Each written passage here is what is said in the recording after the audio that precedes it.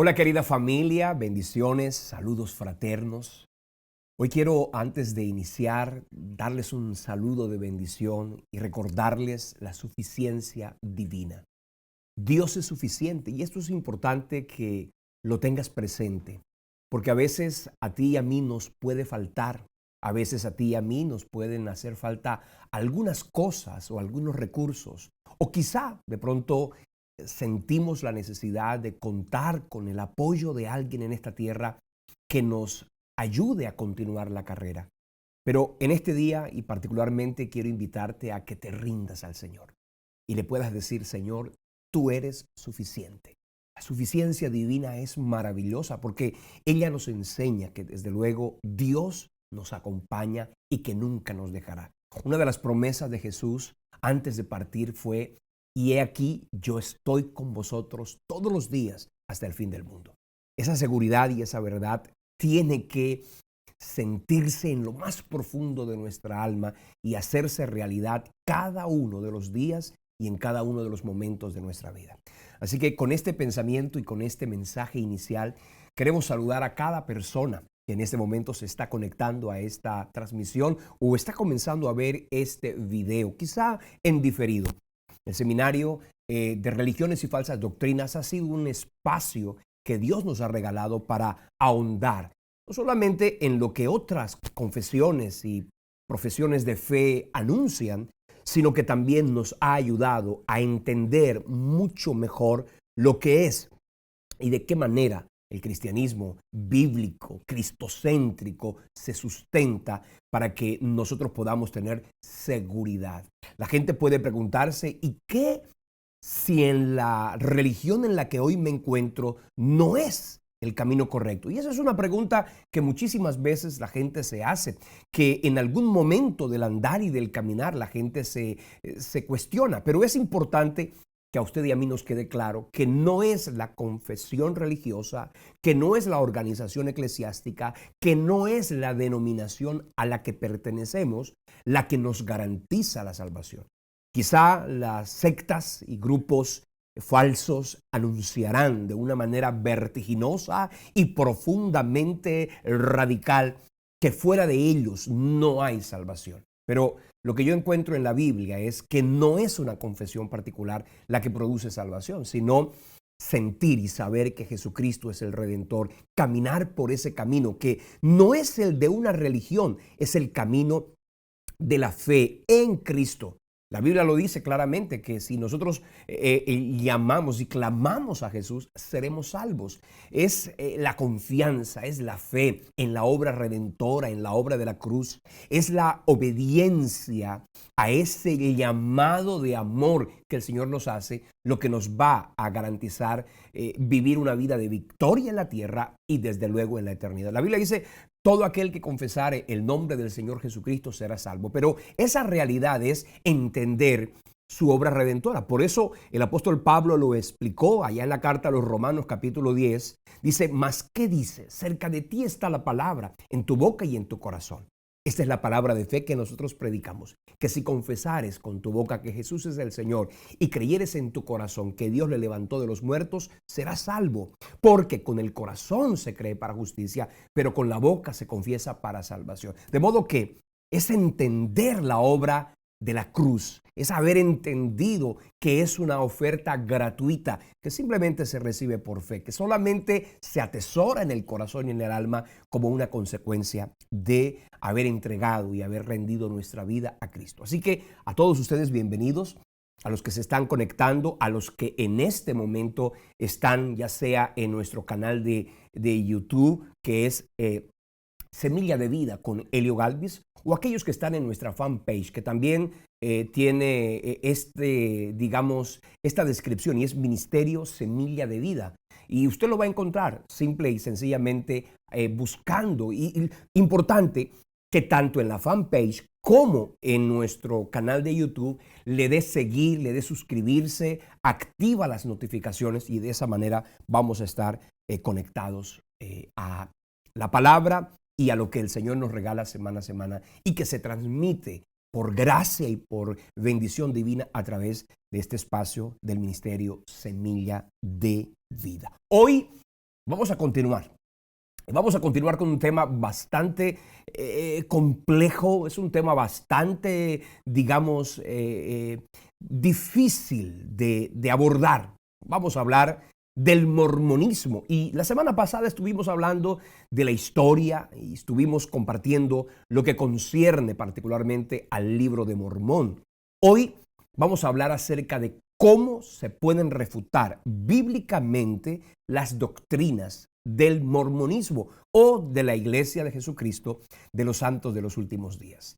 Yo fui una persona bastante acuciosa en cuanto a estos temas de indagar. Y no me gusta únicamente cuando se trata de explicar este tipo de temas, no me gusta únicamente decir, yo leí que ellos dicen esto, yo leí que ellos enseñan esto. No, yo hice una tarea que no se la recomiendo a todo el mundo porque solamente es una tarea que en mi caso y como maestro de la palabra de Dios la realicé y fue tocar cada una de estas religiones y preguntarles de primera mano a cada una de las personas, a cada uno de los jerarcas de cada una de esas organizaciones religiosas, qué es lo que enseñan, qué es lo que predican, qué es lo que practican.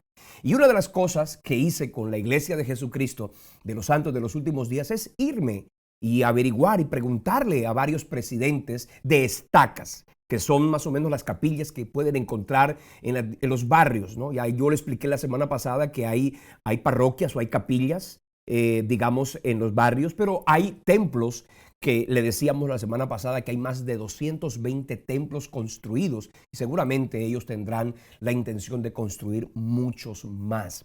Y les preguntaba, ¿qué es lo que ustedes enseñan? Y una de las cosas que también hice fue irme a la página web y preguntarles y tratar de pedir una asesoría como para saber más o menos de qué manera ellos abordan a una persona que siente una inquietud frente a su fe. Y yo les pregunté, ven acá, yo quiero saber quiénes son ustedes, qué creen ustedes. Y lo primero que me hicieron fue hablarme del libro de Mormón. Y lo hicieron con una vehemencia y lo hicieron de una manera tan incisiva, tan insistente que no solamente lo pregunté una vez, lo pregunté varias veces y en varios momentos y lo primero que me dijeron fue eso. Te vamos a enviar, te vamos a regalar el libro de Mormón. Y lo que me pareció curioso fue que ellos me dijeron, y fue el mismo discurso en cada uno de esos escenarios y fue, te vamos a entregar el libro. Lo único que tú tienes que hacer es pregúntale a Dios si este libro es verdadero o no. Y dejan, digamos, la inquietud en el corazón de la gente para que en una experiencia absolutamente subjetiva y quizás supremamente emocional y bajo la insistencia, ¿qué te ha dicho Dios respecto del libro? Y te van a preguntar y cuando lo que ellos quieren es que tú digas que que ese libro es divinamente inspirado, que es un libro de una autoridad canónica. Ellos lo que quieren es que tú creas en ese libro, porque creyendo y suponiendo que ese libro viene de Dios, pues lógicamente vas a tener que aceptar cada una de sus doctrinas. Y al aceptar cada una de esas doctrinas, tienes que hacer algo y Dios te guarde de eso, tendrías que apostatar de la fe bíblica, de la fe cristocéntrica, de la fe revelada en las Sagradas Escrituras, en la Biblia. ¿Por qué? Porque hay una inmensa, digamos, contradicción. No hay igualdad. Aunque hablen de Jesucristo, aunque hablen de Dios, no hay siquiera punto de comparación. Y te lo digo con conocimiento de causa. No hay punto de convergencia entre lo que enseña el libro de Mormón, lo que enseña el libro Doctrinas y Pactos o Convenios, lo que enseña el libro La Perla de Gran Precio versus lo que dice la Biblia, aunque ellos consideran que la Biblia es un libro inspirado por Dios, pero siempre le van a generar a la Biblia una serie de dudas.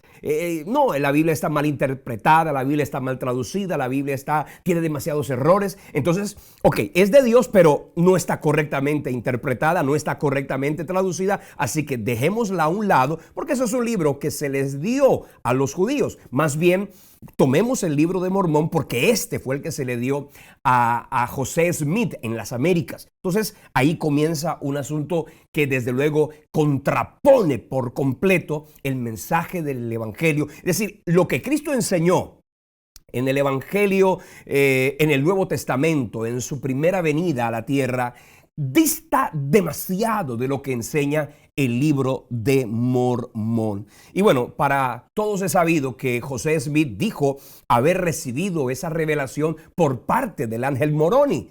Pablo, el escritor que quizá más anunció la doctrina cristiana, dijo y declaró que él había recibido esa revelación no por medio de un ángel, sino directamente por medio de Cristo. Y eso usted lo va a encontrar en Gálatas capítulo 4, versículo 12, capítulo 1, versículo 12, donde dice: porque yo no lo recibí, hablando del evangelio de hombre, ni me fue enseñado, sino que me fue entregado por revelación directa de Jesucristo. Entonces, esto es importante que nosotros lo tengamos ahora claro.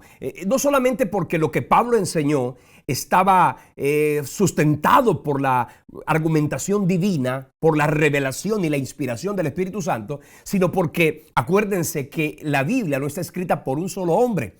La Biblia fue escrita por 40 personas más o menos en un periodo de 1600 años. Y lo que Pablo enseñó frente al Evangelio tenía que coincidir, tenía que estar correlacionado con cada uno de esos pasajes. Y eso es lo hermoso de las Sagradas Escrituras, de la Biblia. Y es que en la Biblia no solamente encontramos la suficiencia de la revelación, sino que en la Biblia encontramos la claridad. Ahí está plenamente claro el mensaje del Evangelio. Ahora, le repetía la semana pasada de una manera insistente, se lo voy a decir nuevamente, y es la manera como el apóstol Pablo advirtió que se iban a presentar falsos evangelios, que se iban a dar falsas doctrinas y que iban a aparecer en el devenir de los tiempos, digamos, supuestas revelaciones, supuestos pensamientos que no eran ni son divinamente inspirados. Mira lo que dice Gálatas capítulo 1 versículo 6. Dice: me asombra de que estén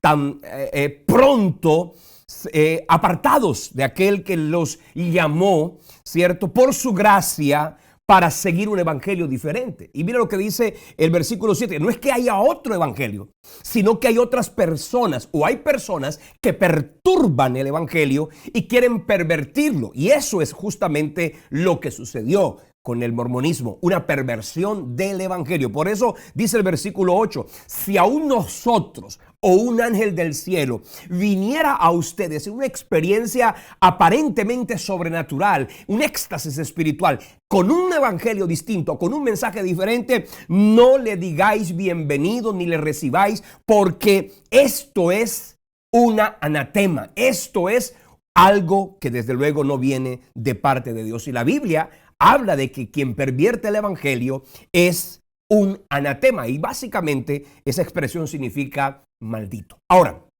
vamos a tratar de mirar y de comparar muchas cosas. Hoy vamos a tratar de comparar lo que enseña el mormonismo versus lo que enseña la Biblia, y vamos a confrontar esas doctrinas, y lo vamos a hacer con vehemencia, y lo vamos a hacer con conocimiento de causa, porque hoy me he traído las citas para que ustedes sepan qué es exactamente lo que ellos de manera textual han enseñado. Ahora, el evangelio de los mormones es un evangelio distinto al evangelio cristocéntrico, bibliocéntrico.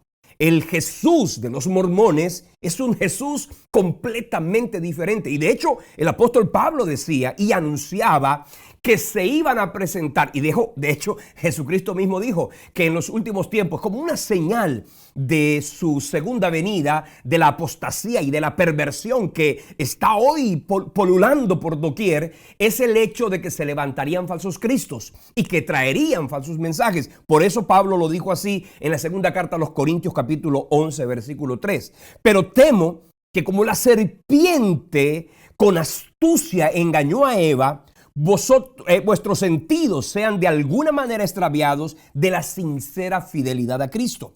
Porque si viene alguno predicando a otro Jesús del que ya les hemos predicado, o si recibís otro espíritu que el que habéis recibido, u otro evangelio que el que habéis aceptado, bien lo toleráis. Es decir, ustedes tienen que aprender a ser suficientemente, digamos, analíticos para no recibir todo como si fuera verdadero. No decirle amén absolutamente a todo. Y dice el versículo 13 de ese mismo capítulo: porque estos son falsos apóstoles obreros fraudulentos que se disfrazan como apóstoles de Cristo, como profetas de Dios. Y dice, y no es maravilla, porque el mismo Satanás dice, se disfraza como ángel de luz. Así que no es extraño si también sus ministros se disfrazan como ministros de justicia, cuyo fin será conforme a sus obras. Entonces ya estábamos advertidos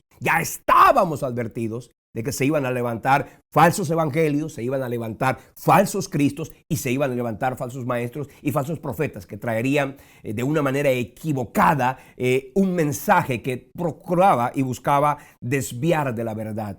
Aún a los que un día abrazaban la fe por no tenerla sustentada en las Escrituras. Hablemos de Dios. ¿Qué enseñan los mormones acerca de Dios? Ahora, yo quiero referirme de esta manera, y puede parecer bastante, digamos, displicente, pero lo voy a hacer con conocimiento por una cosa. Ellos enseñan que ellos son solo la iglesia verdadera, que ellos son solo la religión exacta y perfecta, que todas las demás religiones son falsas. Ellos enseñan que todos los demás ministros de culto son lobos rapaces, engañadores. Por eso tengo que, con la autoridad de Dios y con vehemencia, desvirtuarlo. Y voy a decir algo, el Dios que enseña el mormonismo es totalmente diferente al Dios que enseña la Biblia. Y usted y yo creemos en la Biblia. Por lo tanto, tenemos que rechazar el evangelio mormón. Tenemos que rechazar la religión de la iglesia de Jesucristo de los santos de los últimos días. Por una razón muy sencilla. Ellos, aunque hablan del Padre, hablan de Hijo, hablan del Espíritu Santo, pareciera que esto es Trinidad, pero es una doctrina totalmente diferente. Tanto que para ellos no es tres personas en un solo Dios, como enseña la Escritura, porque Dios es uno. La Biblia es eminentemente monoteísta. El mormonismo es politeísta, tanto que ellos enseñan que no hay tres personas en la divinidad, sino que hay tres dioses, y que como el Padre es Dios, como el Hijo es Dios, como el Espíritu Santo es Dios, pues también muchos otros dioses van a crecer, van a aparecer y van a progresar en el desarrollo. Lo dijo José Smith, el fundador del mormonismo, de esta manera. Yo siempre, y abro comillas, yo siempre he declarado que Dios es un personaje distinto, que Jesucristo es un personaje aparte y distinto de Dios el Padre, y que el Espíritu Santo es otro personaje distinto y es espíritu. Pero mira lo que dice aquí, y estos tres constituyen tres personajes distintos y tres dioses. Eso es una herejía, eso es una mentira y eso es una falsificación de la doctrina bíblica de la Trinidad, donde es absolutamente ortodoxo decir que creemos en un solo Dios manifestado en tres divinas personas: Dios Padre, Dios Hijo y Dios Espíritu Santo. Pero no que hay tres dioses. Eso es una doctrina falsa y pagana además. El Dios de los mormones no es espíritu. El Dios de los mormones tiene cuerpo, es tangible. Está compuesto de una naturaleza humana y está compuesto además de carne y hueso. Lo dice su libro, Doctrinas y Convenios, en el numeral 130-22. Dice, el Padre tiene un cuerpo de carne y huesos, tangible como el hombre mismo. Esto desde luego hace alusión a que traen a Dios, y esto es terrible porque eso es una parte de la nueva era. Más adelante voy a hablarles de eso. La nueva era, ¿qué es lo que pretende? A Dios quitarlo de su sitial de divinidad y traerlo a la esfera de lo humano, y a los hombres sacarlos de la esfera de la humanidad y llevarlos a un sitial de divinidad. Por eso lo dijo el apóstol Pablo de una manera vehemente cuando dijo en la carta a los Romanos capítulo 1 versículo 22, profesando ser sabios se hicieron necios. Y dice el versículo 23, porque cambiaron la gloria del Dios incorruptible en semejanza de hombre corruptible. Dios no es hombre, no tiene naturaleza corporal, no tiene naturaleza tangible. La Biblia enseña que Dios es espíritu. Lo dice Juan capítulo 4, versículo 24. Y los que lo adoramos, lo debemos adorar en espíritu y en verdad. La Biblia dice en la carta de Pablo a Timoteo capítulo 1, versículo 17. Por tanto, al Rey de los siglos, inmortal, invisible, al único y sabio Dios, sea honor y gloria por los siglos de los siglos. Amén. Primera Timoteo 6, 16 también lo enseña. Dice, el único que tiene inmortalidad, que habita en luz inaccesible, a quien ninguno de los hombres ha visto ni puede ver, al cual sea la honra y el imperio sempiterno. Amén. La Biblia dice, y en Éxodo 33, 20 dijo Dios mismo, no me podrá ver un hombre y vivir. Lo que enseñan los mormones es que José Smith vio a Dios y casi que lo observó de una manera tangible, con una naturaleza corporal. Y esto al igual que Jesucristo. Y es básico que en la Biblia dice que Dios es espíritu y a Él no se le puede tocar de manera tangible porque solo se le puede sentir en el sentido de que su manifestación va más allá de la limitación o de la, digamos, estrechez de un cuerpo humano o un cuerpo, digamos, de carne y huesos, que desde luego tendría una impresionante limitación. El Dios de los mormones no es eterno.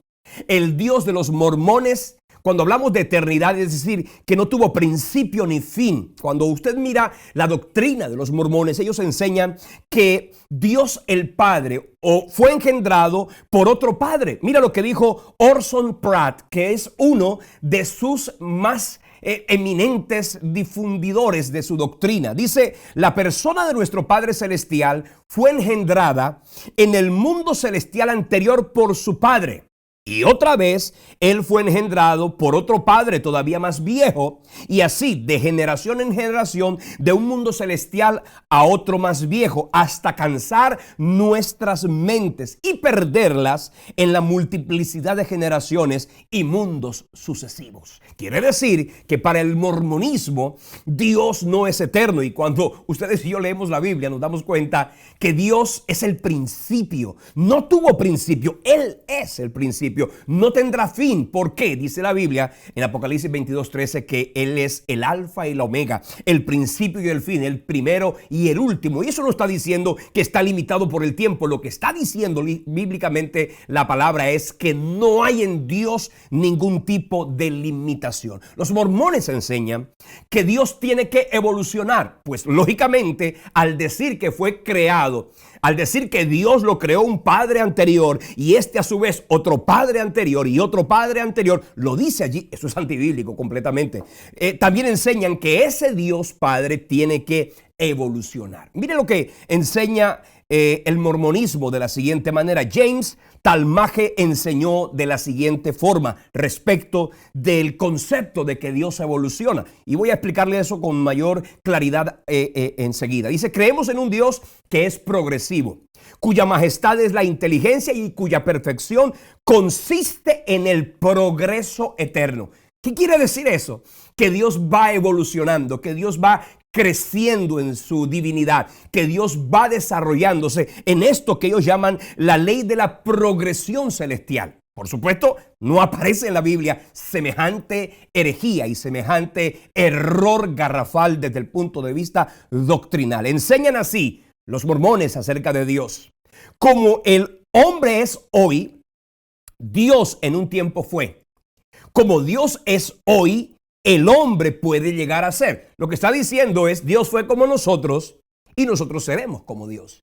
Y en esta, digamos, proceso de progresión, valga la redundancia, lo que están diciendo es que Dios tuvo humanidad y que el hombre tendrá divinidad, porque allí hay una mezcolanza terrible dentro de lo que enseñan de la naturaleza divina. La Biblia enseña que Dios es omnisciente, omnipotente, omnipresente, que Dios no tiene limitación, que a Dios no lo restringe ni el tiempo, ni dice la Biblia que para Dios no hay nada imposible. Dice nuestro Padre, enseñan los mormones, y logró llegar a su posición de exaltación y deidad por obediencia a la gran ley de la progresión.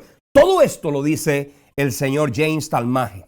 Ahora, para los mormones la divinidad no es algo que se tiene, sino algo que se adquiere. Tanto que Dios adquirió esa divinidad, Cristo adquirió esa divinidad y las personas pueden también adquirir esa divinidad. Entre más pura y perfecta sea la vida de un mormón, pues a ellos les prometen llegar a un estado de divinidad. Más adelante voy a explicarles algo así.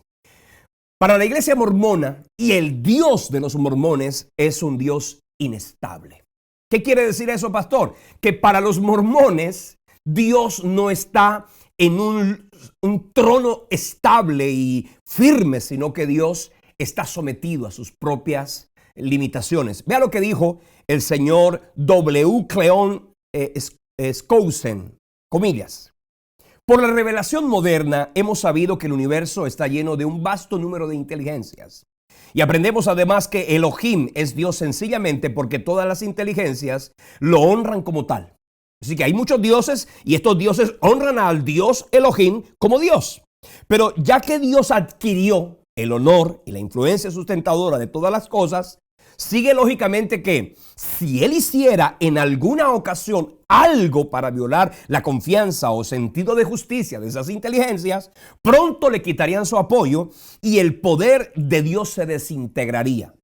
Dejaría entonces de ser Dios. Nuestro Padre Celestial puede hacer solamente las cosas en que las inteligencias bajo Él estén dispuestas a apoyarlo. Esto es una doctrina herética, esto es una doctrina de demonios de la que el apóstol Pablo le advirtió a Timoteo, allá en la primera Timoteo 4:1, que dijo que en los últimos tiempos apostatarían de la fe, escuchando espíritus engañadores y doctrina de demonios. Pues aquí usted acaba de escuchar una doctrina de demonios. Es una doctrina herética por completo. Es realmente Dios inestable, por favor. Usted puede leer la Biblia, dice en el Salmo 90, versículo 2, desde el siglo y hasta el siglo, tú eres Dios. Lo que está diciendo es, Dios siempre fue Dios y siempre será Dios. A Dios nadie lo puede quitar de ese sitial, porque Él es eterno, Él es soberano. Él es, digamos, el regente universal y podemos decir que dentro de sus atributos y atribuciones está, lógicamente, ostentar de una manera completa y total su divinidad. Dice el libro de Daniel capítulo 4, versículo 35 de ese Dios. Todos los habitantes de la tierra son considerados como nada y Él hace según su voluntad en el ejército del cielo y en los habitantes de la tierra y no hay quien detenga su mano y le diga, ¿qué haces? Es decir, Dios no está sometido ni a la voluntad de los hombres, ni está sometida su divinidad a la limitación o al espacio o a los recursos. Dios es Dios y su soberanía y su poder ilimitados. Dios no es hombre. La Biblia dice que Él no es hombre, tampoco cambia, ni siquiera progresa. La Biblia dice en Números 23, 19, Dios no es hombre para que mienta, ni hijo de hombre para que se arrepienta. Oseas capítulo 11, versículo 9 dice, porque Dios soy y no hombre. Santiago capítulo 1 versículo 17 habla de la inmutabilidad de Dios de esta manera. Toda buena dádiva y todo don perfecto desciende de lo alto, del Padre de las luces, en el cual no hay mudanza ni sombra de variación. Es decir, para concluir respecto de Dios, que el Dios de los mormones tiene necesariamente que ser un Dios distinto al Dios que aparece en la Biblia. Tanto que enseñan que Dios adquirió esa divinidad como los seres humanos podemos adquirir esa divinidad. Y escuche que esa fue exactamente la más terrible y la primera herejía que se cirnió sobre la tierra allá en el huerto del Edén, cuando el mismísimo Satanás le dijo a Eva y también a Adán en el capítulo 3, versículo 4 y 5 de la siguiente manera. Entonces la serpiente le dijo a la mujer, no moriréis, sino que sabe Dios que el día que comáis del árbol de la ciencia, del bien y del mal, serán abiertos vuestros ojos y seréis como Dios, sabiendo el bien y el mal. Esa propuesta tentadora y seductora de ser como Dios fue la misma que la Biblia dice allá en el libro de Isaías capítulo 14 y en el libro de Ezequiel 28, que fue lo que produjo en Satanás su rebelión, porque quisieron ser como Dios. ¿Qué fue lo que hizo Satanás? Dijo en su corazón, quiero ser semejante al Altísimo. Y esa misma tentación que lo llevó a él a su caída fue la que le llevó a Adán y le llevó a Eva en el huerto del Edén, y por eso los hizo sucumbir, caer en pecado y contaminar propiamente su vida. La Biblia dice que no hay más que un Dios y que hay un solo mediador entre Dios y los hombres, y es Jesucristo. Y eso está en 1 Timoteo capítulo 2, versículo 5. Cristo. Dicen ser la iglesia de Jesucristo. ¿Pero qué es Jesucristo? Vamos a hablar y vamos a entender que el Jesucristo mormón no es el Jesucristo de la Biblia. Y se lo voy a explicar y se lo voy a sustentar y a demostrar de la siguiente manera. Jesús le preguntó a sus discípulos, ¿quién dicen los hombres que es el Hijo del Hombre? Y entonces ahí se preguntaron unos dicen que eres Elías, otros dicen que eres Jeremías, otros dicen que eres uno de los profetas que habría de venir. Y ahí viene la pregunta contundente de Jesús, ¿para ustedes quién soy yo? Y ahí fue cuando Pedro le dijo, tú eres el Cristo, el Hijo del Dios viviente. Esa verdad que habla de la divinidad de Cristo, que habla de que Cristo es el Mesías, fue lo que sustentó la iglesia y la fundamentó en la estabilidad de la que Pablo decía en 1 Corintios 3:11, porque nadie puede poner otro fundamento que el que ya está puesto, el cual es Cristo. Pero para los mormones, Jesucristo no es el Dios revelado, el Dios manifestado en carne, porque Cristo es Dios manifestado en carne. Para los mormones, Jesucristo no es eterno, tampoco tiene un nivel de divinidad exclusivo, porque acuérdense, en eso que ellos llaman la progresión, digamos celestial, pues Cristo adquirió su divinidad y que en esa progresión, pues lógicamente se mantiene y se sostiene. Entonces, ellos enseñan que su divinidad no es tan exclusiva, porque los seres humanos para los mormones pueden llegar también a ser dioses, y por eso es una tentación, una sugestión, una forma atractiva de hablarle a los hombres de que pueden ser iguales a Dios. En el Evangelio a través de los tiempos, el señor M.R. Hunter dijo lo siguiente en la página 51. Jesús se hizo Dios gracias a su obediencia y esfuerzo constante durante su estado preexistencial. Y esto lo voy a explicar en unos minutos. Porque los mormones creen que Jesucristo fue creado en el cielo. Lógicamente eso va en contra de la Biblia, porque la Biblia enseña que Jesucristo es Dios. Por lo tanto, no fue creado. Enseñan que Él fue creado en el cielo, engendrado por Dios, y que luego adquirió un cuerpo en una segunda etapa de esa progresión espiritual o celestial. Vino a la tierra, adquirió un cuerpo humano, vivió en la perfección, fue a la cruz y ahora al morir sigue en ese progreso, como también el Padre está en ese progreso. En cuanto a la manera como Cristo fue engendrado, el sucesor del señor José Smith, llamado Brigham, dijo lo siguiente, comillas: Jesús, nuestro hermano mayor, fue engendrado en la carne por el mismo individuo que estaba en el huerto del Edén, que es nuestro Padre en el cielo. Para los mormones, el Adán del libro de Génesis es el mismo Dios. Fíjense lo que enseña, ¿no?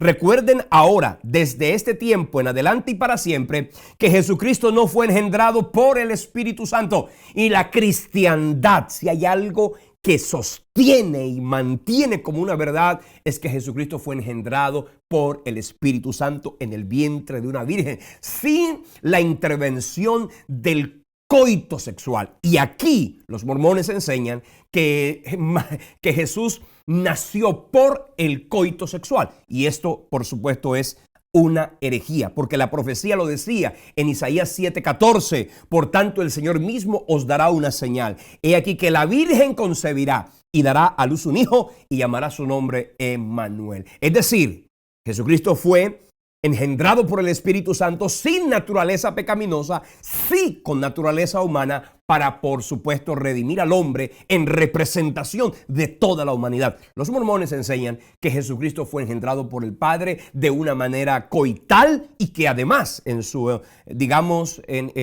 proceso, Cristo vino a la tierra porque fue creado preexistencialmente y solo vino a tener un cuerpo humano y sí, a morir en la cruz, pero ahora voy a explicar para ellos qué es lo que enseñan de redención. El Jesucristo mormón es Dios hecho hombre, mientras que, los mormones enseñan que Jesucristo es hombre hecho Dios, mientras la Biblia enseña que Jesucristo es Dios hecho hombre, por lo que nosotros los cristianos enseñamos y es la doctrina de la encarnación. Dios no estimó el ser igual a Dios, hablando de Cristo, como cosa a que aferrarse, sino que se despojó a sí mismo, tomando forma de siervo, hecho semejante a los hombres. Eso está ya en la carta a los Filipenses, capítulo 2, versículo del 5 al 11, que está explicada de una manera maravillosa y magistral lo que es la encarnación de Cristo, la humillación de Cristo, la exaltación de Cristo, y posteriormente allí encontramos la imitación que nosotros podemos hacer frente a rendirnos en obediencia a ese Rey de Reyes y Señor de Señores. Lo que dijo Milton Hunter de Jesucristo fue lo siguiente: Él creó a los hombres, hablando de Dios, perdón, así como creamos a nuestros hijos, porque no hay otro proceso creador en el cielo y en la tierra, ni debajo de la tierra, ni en todas las eternidades, que lo es, que era y que será por siempre. Es decir, a través de la relación sexual. Así enseñan los mormones que se procrean. Por eso a las mujeres, y en la doctrina de la poligamia y en el concepto de la procreación, porque para los mormones todos los seres que están en la tierra tuvieron una preexistencia en el cielo, y eso es antibíblico. Dios dice en su palabra que Él nos creó. ¿Y nos creó dónde? ¿En qué momento nos creó Dios? En el vientre de nuestra madre. Ahí fue cuando Dios le dio espíritu de vida a cada una de nuestras naturalezas humanas. El Jesucristo mormón era un ser polígamo que tuvo hijos. Enseñan que Jesús era el esposo de María, de María Magdalena, de Marta. Las dos Marías enseñan él que eran sus esposas, que Marta era su esposa, y que en las bodas de Caná de Galilea Jesús no era un invitado, sino que ellos enseñan que Jesús en las bodas de Caná de Galilea era el novio que se estaba casando con estas mujeres en un acto polígamo. Y enseñan además Orson Pratt, otro de los más profundos adalides del mormonismo, lo siguiente: hemos demostrado muy claramente, es mentira porque no han demostrado absolutamente nada, que el hijo siguió el ejemplo de su padre y llegó a ser el gran novio con quien las hijas de los reyes y muchas mujeres honorables tenían que ser casadas. Es decir, esto es antibíblico completamente. Orson Hyde dijo así: antes de la muerte del Salvador pudo ver a sus propios hijos naturales como nosotros a los nuestros. Terminamos entonces diciendo que el Dios mormón no es el Dios de la Biblia y el Jesucristo mormón no es el Jesucristo de la Biblia. De hecho, el concepto de la muerte de Cristo, y estuve investigando, indagando, entonces, ¿qué sentido tenía su muerte redentora? ¿Para qué particularmente se enseña que Jesucristo redimió a la humanidad y de qué? Quiero simplemente mencionarles algunos aspectos que tienen que ver con la redención así. Milton Hunter escribió lo siguiente respecto de la obra redentora: el nombramiento de Jesús para ser el Salvador del mundo fue cuestionado por otro de los hijos de Dios. Lucifer, el hijo de la mañana, el altivo, ambicioso, codicioso de poder y de gloria, este hermano espiritual de Jesús, provocó desesperadamente el llegar a ser el Salvador de la humanidad.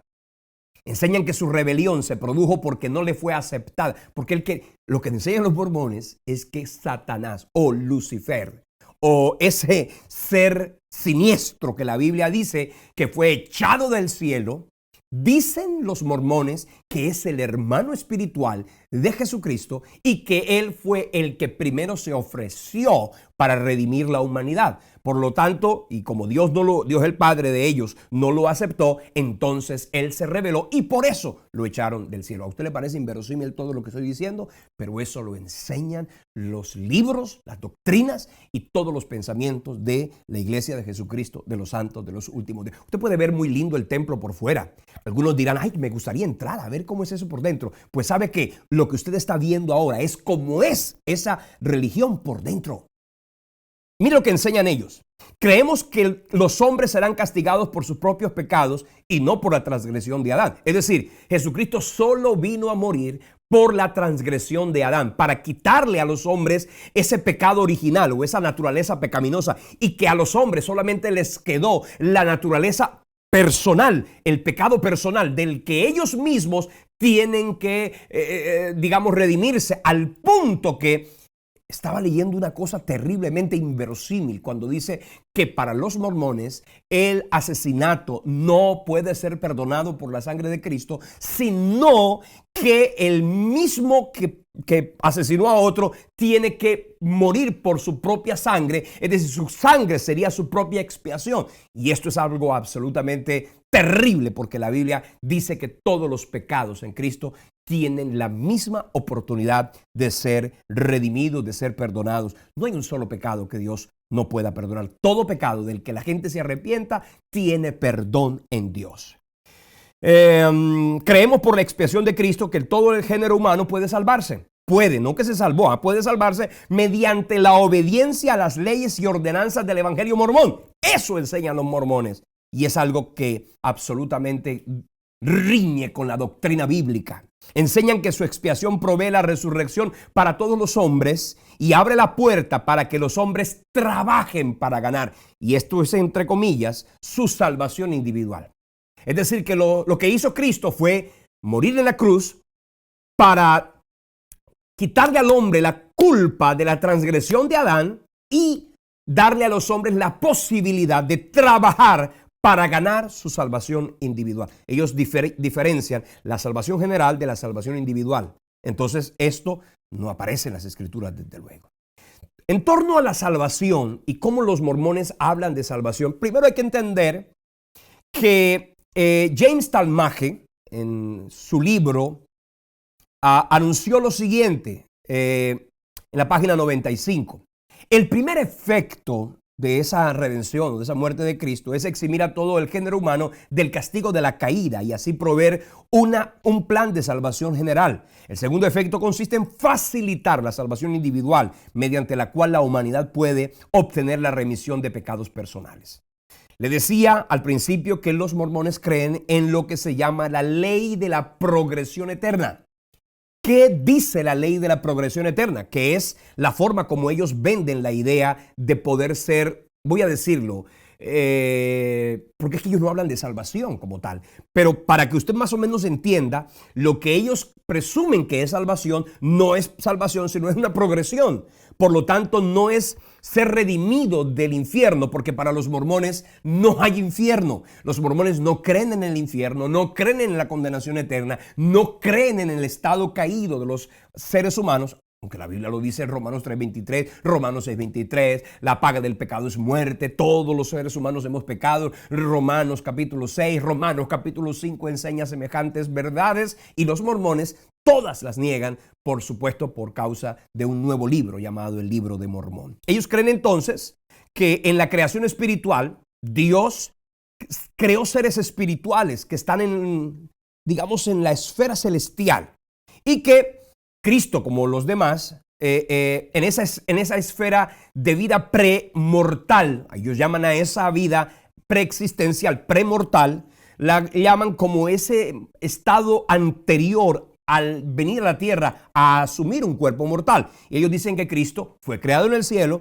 y se comportó de tal manera y también que a él se le dio un cuerpo mortal para que pudiera venir a la tierra y ahí sí, entonces ser el Redentor. Ellos creen que, por ejemplo, en ese estado de progresión, la gente puede y tiene que vivir en la más absoluta perfección. Procuran y venden la idea de una perfección, pero no basada en el sacrificio expiatorio, no basada en la obra redentora, no basada en la perfección y la obra redentora del amor de Dios por los hombres. O sea que para los mormones Jesucristo no es el Cordero de Dios inocente y sin mancha y sin pecado que murió en lugar de los culpables para que en un acto de sustitución pudiéramos nosotros poner nuestra esperanza en esa obra redentora y así poder vivir y disfrutar de la vida eterna. Ellos simplemente dicen que los seres humanos procuran y tienen que procurar alcanzar esa perfección. Entonces, cuando la gente se muere, Para los mormones, ellos enseñan de que al morir la gente puede ir a dos lugares.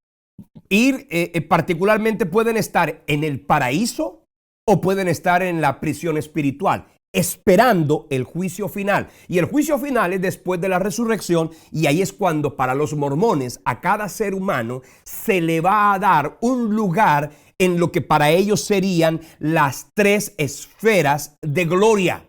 Los mormones enseñan que hay tres esferas de gloria, y esa esfera de gloria la llaman el reino celestial, el reino terrestre y el reino celestial. Hablemos un poquito del reino celestial. Ellos enseñan que las personas que no hicieron mucho bien, incluso pudieron haber sido incrédulos, pero que pueden entrar por la oportunidad de la muerte de Cristo a esa, digamos, esfera del reino celestial. Y allí entonces tendrán la posibilidad de ser redimidos post-mortem, porque ellos enseñan que a los muertos se les puede redimir, tanto que enseñan y hacen lo que se denomina la doctrina pagana del bautismo por los muertos. Ellos dicen que estos seres jamás van a ser dioses, solamente van a ser ángeles. De otro lado están la gloria terrestre, es decir, el reino terrestre. Y para ellos ese reino terrestre es el lugar donde van aquellos que fueron buenos, que pudieron inclusive ser religiosos, pero que no fueron mormones. Entonces ellos pueden allí ver la gloria del Hijo, pero no pueden entrar ni ver la gloria del Padre. Y también a esa segunda esfera de gloria la llaman el reino terrestre, ¿cierto? La gloria terrestre. Y ahí estas personas también pueden llegar a ser ángeles. Esa doctrina de creer que los seres humanos se pueden volver ángeles o que los ángeles antes eran seres humanos es un asunto totalmente pagano, no es bíblico, es antibíblico, y la Biblia pues desde luego enseña. Y si usted quiere saber un poco más de estas doctrinas, váyase al seminario de Fundamentos de Doctrina que aparece en nuestras listas de reproducción del canal de Semilla de Vida. Ahí están todas las enseñanzas en torno a la obra redentora, en torno a la obra de Cristo en la cruz, en torno a la vida angelical. Y ahí demostramos bíblicamente que son dos naturalezas distintas. Hay otra gloria, según los mormones, es la gloria celestial. Es la gloria más excelsa para ellos. Allí pueden ver la gloria del Hijo y también la gloria del Padre. Deben, eso sí, haber sido mormones y alcanzar la gloria por la entera rectitud y la constancia del propósito. Ellos enseñan que para poder entrar a esa gloria celestial deben cumplir con las ordenanzas de salvación que les impone la religión mormona, como por ejemplo el arrepentimiento, como por ejemplo el bautismo, que para ellos es obligatorio en torno a la salvación, que el matrimonio tiene que, es decir, si una persona no se casó en uno de sus templos, en lo que ellos llaman el sellamiento del matrimonio para la eternidad, entonces esa persona no puede estar en esa gloria celestial y por lo tanto no puede ser Dios o un Dios, puede ser un ángel. Es decir, como no se casó, entonces no puede entrar al reino celestial, sino que simplemente se queda en el reino celestial o en el reino terrestre, pero no pueden llegar a ser dioses. Eso enseña el mormonismo, contrario, absolutamente contrario a lo que dice y anuncia de una manera insistente las Sagradas Escrituras. Cleon Skousen dijo: la inmortalidad significa vivir para siempre, pero adquirir la vida eterna significa volver a la presencia de Dios en el reino celestial, en ese nivel de gloria. Y los que son realmente fieles reciben vidas eternas. Esto significa ser exaltado de la misma manera que nuestro Padre Celestial. Entonces así serán dioses. Lo escribió en su libro The First 2000 Years, en la página 69. El señor Bruce McConkie explicó de la siguiente manera: aún los que están en el reino celestial, sin embargo, que no siguen adelante para ser exaltados, tendrán inmortalidad solamente, pero no tendrán vida eterna, porque la vida eterna es participar de esa gloria celestial. La salvación en su significado verdadero y completo es igual a la exaltación y la vida eterna, explicó, y consiste en ganar una herencia en lo más alto de los tres cielos, dentro del reino celestial. Esa salvación completa se obtiene en y por medio de la continuación de la unidad familiar en la eternidad, y los que la obtienen se terminan volviendo dioses. Mis queridos hermanos, eso es absolutamente antibíblico. No hay oportunidad para la gente una vez se muera. Por eso es que ellos pueden bautizar por poder a los muertos. Por eso inclusive se pueden casar por poder por los muertos, para que entonces los que se murieron sin haber cumplido esas ordenanzas puedan llegar a la dimensión de la gloria celestial, o por lo menos de la gloria terrestre. Y esto es completamente contrario a lo que enseña la Escritura. La Biblia dice que la salvación en Cristo está segura, que no está sometida a nuestras fuerzas ni a nuestra, conducta. La obra de la redención se sustenta en lo que Cristo hizo por nosotros en la cruz, que Él pagó por nuestros pecados. Y en Cristo podemos tener seguridad y vida eterna, sin lugar a dudas. Como dice la carta ya a los Hebreos capítulo 9, versículo 27, está determinado para los hombres que mueran una sola vez y después de esto el juicio. Y esto es importante que quede claro para que se entienda que no hay una segunda oportunidad para los muertos. Los mormones enseñan que a los muertos se les puede predicar el evangelio, que a los muertos se les puede redimir, que a los muertos se les puede ayudar para ir progresando en ese nivel de, de gloria de una esfera a otra esfera. Y esto, desde luego, que va completamente contrario a lo que enseñan las Escrituras. La fe en Cristo es segura, no tiene complicación. El que cree en Cristo tiene la vida. El que se rehúsa a creer en Cristo, la ira de Dios será sobre él. Así lo enseña la Biblia. El sacrificio de la cruz fue tan perfecto que su obra redentora pagó el precio por los pecados de toda la humanidad. Y desde luego, a través de esa obra redentora, nosotros, tú y yo, podemos tener acceso al trono de gloria. Creemos en un Dios Padre con quien podemos relacionarnos de una manera personal. Creemos en un Dios Hijo que fue el que redimió a la humanidad y quien hoy es nuestro sacerdote, quien intercede por nosotros ante el trono celestial. Por eso dice la Biblia, acerquémonos confiadamente a ese trono de gracia. Creemos en el Espíritu Santo, que es Dios con nosotros y en nosotros. Creemos en que Él murió en su obra redentora a favor de los hombres, para que todo aquel que en Él cree no se pierda, sino que tenga vida eterna. Creemos que las obras son una consecuencia de la salvación, pero no son una causa de la misma. Creemos fundamentalmente que no hay un ser humano que con una obra, si sea la más grande sobre la tierra, pueda añadir un poco más a su nivel de exaltación o de salvación. En el cielo no hay rangos ni hay niveles. En el cielo no habrá, estratos de divinidad o no habrá condición. Participar de la gloria divina no significa que nos volveremos dioses. En el cielo solo hay un Dios y solo hay una forma de adorarlo, y es en espíritu y en verdad. El Evangelio no predica que el bautismo es un requisito de salvación, sino una evidencia de salvación.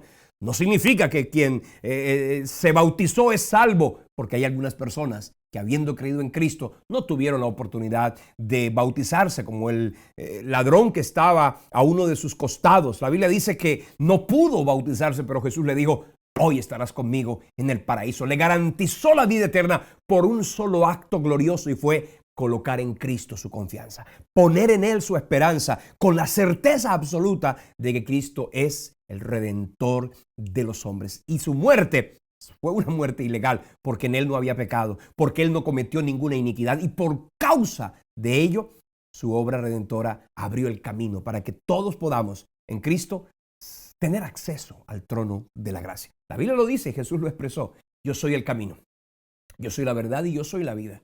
Nadie viene al Padre sino por mí. Jesucristo es el Dios que se manifestó a los hombres. Y no estoy diciendo que hay tres dioses, como enseñan los mormones. Estoy diciendo que Jesucristo es el Dios Hijo, que junto con el Dios Padre y el Dios Espíritu Santo forman parte del único Dios verdadero. Porque la Biblia es eminentemente monoteísta. Si usted quiere entender un poquito más la doctrina de la Trinidad, váyase a nuestro seminario de fundamentos de doctrina, y ahí usted va a encontrar, coloque la palabra Trinidad y usted va a encontrar toda la explicación bíblica que se le da a semejante hermoso y glorioso tema. Terminamos con esta certeza. Caminar en Cristo es rendirle a Él el corazón, y es completamente decir: Señor, soy tuyo y te pertenezco. La obra de la cruz fue suficiente, fue completa y fue perfecta. No necesitó de ninguna otra ayuda. Los hombres No podemos contribuir en nuestra salvación, excepto el que por fe y con un sincero y genuino arrepentimiento nos acerquemos a Él con la convicción de que Él ama y restaura a todo pecador que se rinde a Él. Este es el llamado que el Señor te hace. Ven a Jesús para que todos tus pecados sean perdonados y borrados por completo, de tal manera que, como dice la Biblia, todos nuestros pecados sean echados a lo más profundo del mar, donde dice la Biblia que ya Dios no tendrá memoria de ellos. Porque el que está en Cristo dice, nueva criatura es. Las cosas viejas pasaron y todas son hechas nuevas. Esa es la verdad de la Biblia y esa es la verdad de la Escritura que tú y yo hoy debemos atesorar y guardar en el corazón como una hermosa verdad. Les bendigo y le doy gracias a cada uno de ustedes por habernos acompañado en esta ocasión. La próxima semana vamos a hablar de los testigos de Jehová. Vamos a hablar de esa organización religiosa que seguramente de alguna manera te has encontrado con alguien que toca la puerta a anunciarte no la vida eterna, sino el vivir en la tierra, porque para ellos el cielo ya está lleno y entonces hay que colocar a todos los demás en el paraíso de la tierra. Esto, desde luego, no está en las Escrituras. Pero la próxima semana vamos a hablar acerca de los testigos de Jehová, la organización de la Torre del Vigía. Y vamos a hablar de cómo fue que surgieron y cuáles son sus doctrinas fundamentales, para que usted y yo seamos advertidos. Y si el Señor te mueve a predicarles, pues háganlo con la certeza de que la Biblia tiene toda la verdad. La única y poderosa verdad que salva al hombre, que es que Cristo murió por nuestros pecados. Por favor, les invito para que compartan esta enseñanza con otras personas, para que también sean edificados en torno a la fe. Te invito además para que nos sigas en nuestras redes sociales. Visítanos en nuestro sitio web, acompáñanos en este ministerio a través de tu oración, a través de tu apoyo. Comparte las enseñanzas, suscríbete al canal. También te invito para que siembres en este ministerio. Necesitamos recursos. Si hay algo que los mormones tienen como una gran verdad es que el diezmo es un requisito de salvación. Nosotros no creemos que el diezmo sea un requisito de salvación. Por eso mucha gente, no lo hago. Por eso colocamos el sembrar como un asunto ocasional. Por eso la gente siempre, si Dios pone en tu corazón. ¿Sabes una cosa? Es importante que usted se sienta comprometido con predicar la palabra. Y hacerlo con la certeza, no solamente de que puedes predicar, sino también de que tienes que apoyar a aquellos que lo estamos haciendo para que de esa manera el mensaje del Evangelio de Cristo, el verdadero mensaje de salvación, llegue a cada corazón. Los mormones invierten dineros inmensos y a granel, con tecnología, con publicidad. Parecen seductores sus anuncios llamativos, pero en ellos simplemente hay un camino de muerte. Tenemos que predicar a Cristo y a este crucificado. Así que por favor, te voy a dejar la información de nuestros medios bancarios a través de los cuales puedes sembrar en este ministerio para que lo hagas con la certeza y con la seguridad de que Dios ama al dador alegre y que tu semilla en este ministerio, semilla de vida, ha de dar fruto y tendrá gran bendición para ti y para el reino de los cielos. Que Dios les bendiga y nos vemos la próxima semana. Hasta entonces.